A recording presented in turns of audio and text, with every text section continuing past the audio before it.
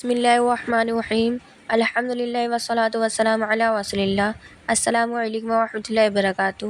آپ سب کا استقبال ہے میرے چینل رسول اللہ کی باتوں میں۔ امید کرتی ہوں کہ آپ سب خیریت سے ہوں گے۔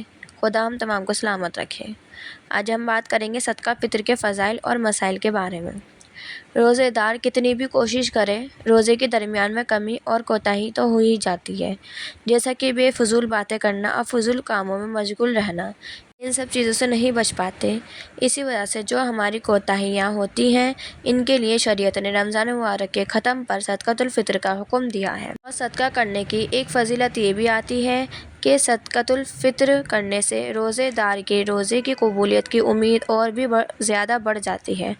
حضرت عبداللہ ابن عباس رضی اللہ عنہ نے ارشاد فرماتے ہیں کہ فرض رسول اللہ زکوٰۃ الفطر طہرۃ للصائم من اللغو والرفث وطعمۃ للمساکین من اداها قبل الصلاۃ فہی زکوٰۃ مقبولۃ ومن اداها بعد الصلاۃ فہی صدقۃ من الصدقات۔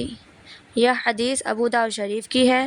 حدیث شریف کا ترجمہ یہ ہے کہ نبی پاک صلی اللہ علیہ وسلم نے صدقۃ الفطر کو ضروری قرار دیا، جو روزے دار کے لیے لغو اور بے حیائی کی باتوں سے پاکیزگی کا ذریعہ ہے اور مسکینوں کے لیے کھانے کا انتظام ہے۔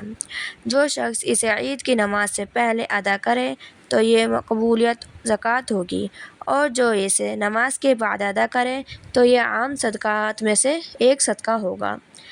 اس روایت سے معلوم ہوا کہ صدقہ فطر واجب ہونے کی وجہ دو مقاصد ہیں۔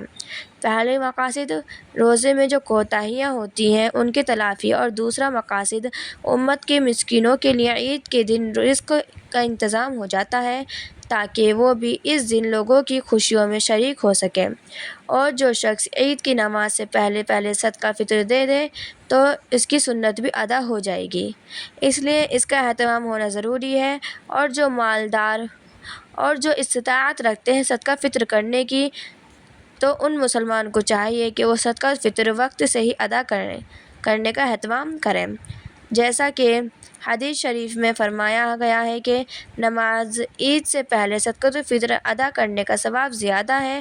اسی وجہ سے حضرت عبداللہ ابن عمر رضی اللہ عنہ عید سے 2-3 دن پہلے ہی صدقہ کر دیا کرتے تھے، صدقۃ الفطر کر دیا کرتے تھے، تاکہ جو ضرورت مند ہو وہ عید کی تیاریاں کر سکیں۔